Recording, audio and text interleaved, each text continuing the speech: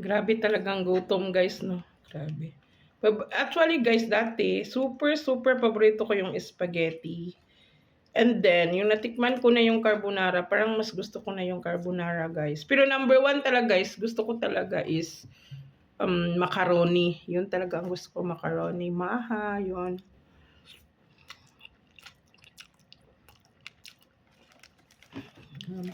Alam nyo guys, ano na, ang oras mag-aalauna na. So, ito na yung, ano ko guys, ito yung breakfast ko. Kasi ano ako kanina, nag-sandwich at saka noodles. Alam mo guys, pag mag-isa ka lang, ito talaga yung mga typical na ulam.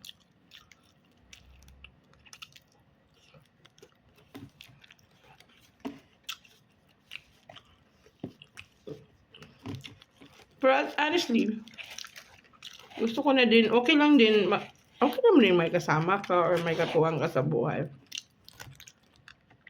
Kung hindi naman sakit sa ulo yung katuwang mo, pero kung sakit sa ulo yung kasama mo sa buhay, buti na lang mag-isa, no?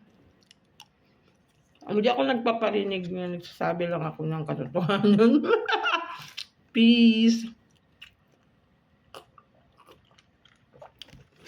Diba?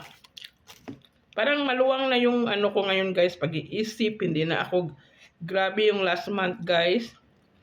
Stress talaga ako, super stress. Super stress ako sa love life guys, oy. Buti na lang. Nakareka-recover na ko guys. Salamat sa Diyos. Ay, ang hirap guys, kung alam niyo lang. Alam ko naman, alam mo. Alam niyo. Ganyang mga ano. Buti na lang, nakasurvive na ako guys. Konting-konti na lang ba? Hindi na gaya dati. Kasi nakakatulog na ako eh.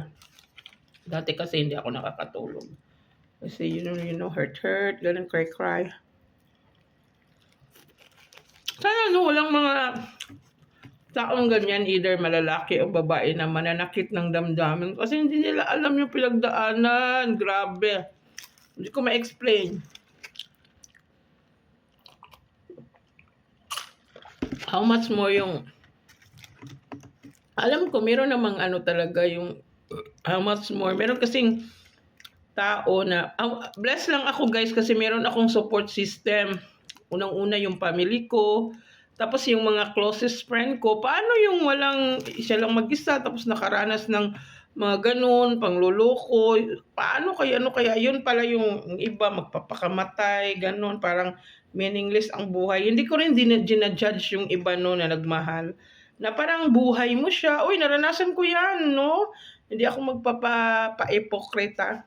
Pero mabuti na nga lang guys, meron akong support system na laging nagpapaalala sa akin na I am more than enough, yung kamahal-mahal ako, I deserve ng taong ano talaga yung hindi lang loyal, kung hindi faithful, hindi man yung ganun. Alam ko naman sa world ngayon na parang sabi na pambihira na lang mga ganun.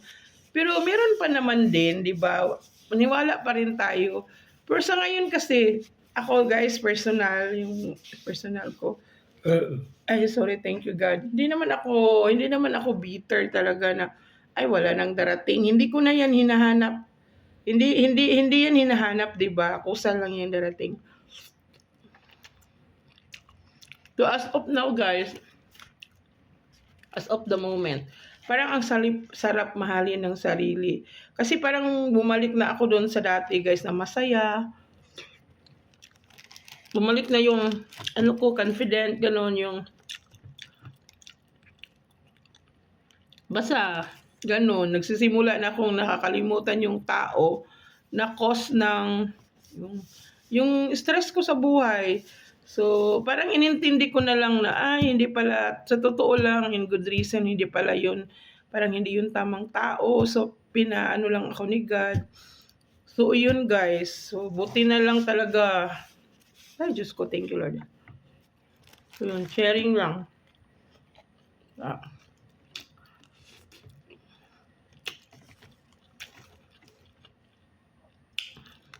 Busog na ako eh.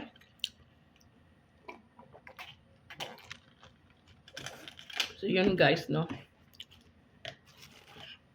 Kwento-kwentuhan lang ba? Hanggang mabusog.